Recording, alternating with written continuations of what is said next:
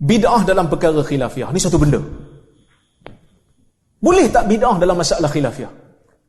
Boleh tak membid'ahkan orang dalam masalah khilafiyah? Ada yang kata tak boleh membid'ahkan orang. Yang tu yang ramai yang tak dapat tauliah tu. Sebab membid'ahkan masalah khilafiyah. Kalau tanya saya kata kita tak boleh nak buat satu kaedah umum. Tak boleh bid'ah dalam masalah khilafiyah. Tak boleh. Kita tak boleh buat kaedah macam tu. Kita kena tengok case by case. Ada benda bid'ah khilafiyah yang memang tidak boleh dibid'ahkan. Ya betul. Tapi ada benda yang ulama khilaf. Ulama ni kata bid'ah, ulama ni kata tak bid'ah. So, dalam bab membid'ahkan amalan pun ada khilaf. Nanti kita tengok. Saya tunjuk. Dalam bab khilafiyah yang mana dalilnya tidak begitu jelas, dalil zanni dari sudut dalalah, ya, kita tidak boleh membid'ahkan. Contoh, bab baca, imam makmum baca Fatihah di belakang imam. Nak baca ke tak nak baca? Ada mazhab kata baca, ada mazhab kata tak baca. So tidak boleh membid'ahkan kerana dalilnya bercanggah-canggah. Masing-masing ada pegangan masing-masing.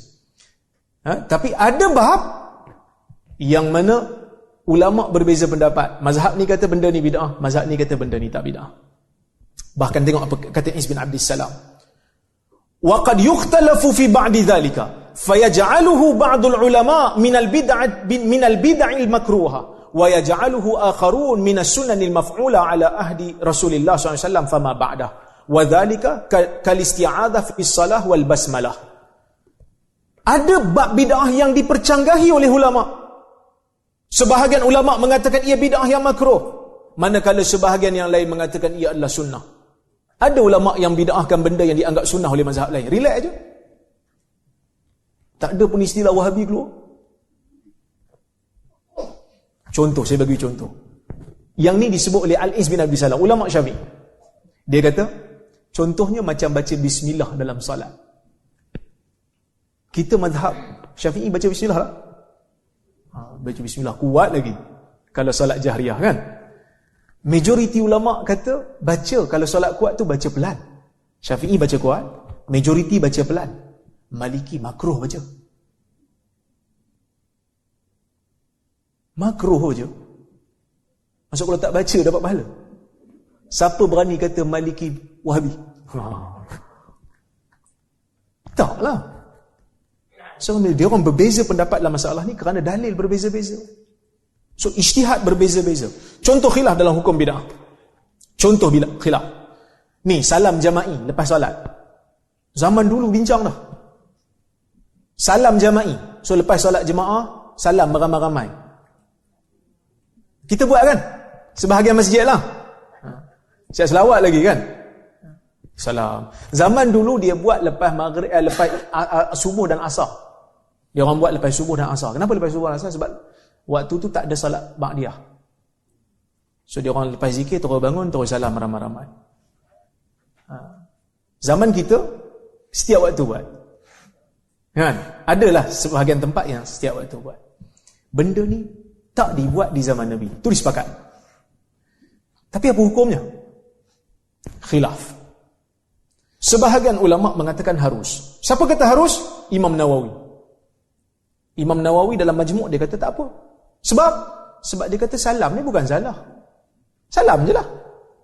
Kan Nabi kata boleh salam. Al-Iz bin Abdis Salam dalam Qawaidul Ahkam dia kata harus. Tapi dalam fatwa dia kata bid'ah. Saya tak tahu, ini orang kena kaji. Sebab ada perbezaan pandangan dia dalam dua isu ni. Yang mana satu dulu, yang mana satu kemudian saya tak tahu. Kena kaji, orang yang pakar dalam bidang syariah kena kajilah. Baik. Tapi ramai di kalangan ulama yang kata bid'ah. Bid'ah yang tercela. Takkan salam pun tercela. Kita bincang tadi solat pun ada yang tercela. Apatah lagi salam. Siapa yang kata tercela? Dia kata dilarang. Antara ulama yang berpegang dengan pendapat ni, Asy-Syatibi, Ibn al-Hajj al-Maliki, Al-Munawi, Mulla Ali Al-Qari, Ibnu Hajar juga cenderung pada pendapat ni. Dia tak sebut dia sokong, tapi nampak ayat macam cenderung. Sebab apa mereka kata begitu? Dalil mereka ialah ia tidak pernah dilakukan di zaman salaf dan amalan ini juga dilakukan secara berterusan. Ia akan mengelirukan orang awam dengan anggapan salam jama'i selepas salat mempunyai fadilat yang khusus. Bahkan hari ni kalau ada yang tak pergi salam, orang pandang apa dia? Sombong. Sedangkan dia nak duduk, nak zikir lagi. Pasal apa kita nak pergi paksa dia untuk tawaf masjid tu? Ini masalah kita. Masalah umat Melayu yang kita kena ubah. Jangan paksa orang ikut pandangan kita. Siddiq Hasan Khan pernah sebut kan, dia kata kadang-kadang dalam bab khilaf ni kita gaduh dengan orang lebih daripada kita gaduh dengan ahli maksiat. Zaman dia kata orang angkat tak angkat dalam solat. Kan takbiratul ihram angkat. Bila nak rukuk kan jumhur angkat kan, majoriti angkat. Hanafi tak angkat. Kalau Hanafi tengok ada orang kampung Hanafi angkat, dia akan kecam lebih teruk daripada dia kecam kaki zina. So jangan. Ini talbisu iblis. Siapa nak kata bid'ah? Bid'ah lah. Dan satu benda, bila kata bid'ah, tak semestinya yang buat amalan yang dianggap bid'ah oleh saya neraka. Janganlah terasa lebih-lebih. Kita nampak orang buat benda tak elok, buat benda haram, kita pun tegur. Orang minum arak, pakcik haram minum arak ni. Boleh pakcik kata, oh ingat aku ahli neraka lah. Tak lah pakcik mungkinlah ahli syurga, tapi arak ni haram lah. Habis tu hang ahli syurga lah ni. Tak lah juga, saya banyak juga dosa, tapi benda yang pakcik buat ni haram.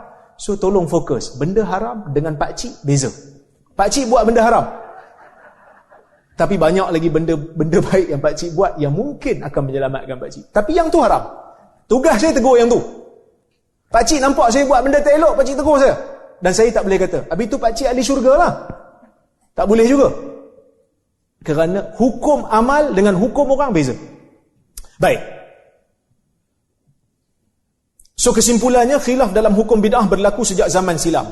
Justru tidak wajar untuk mana-mana badan agama melarang atau menghukum sesat bagi pihak yang menghukum suatu perkara sebagai bid'ah jika memang ada ulama silam yang menghukum bid'ah bagi amalan tersebut.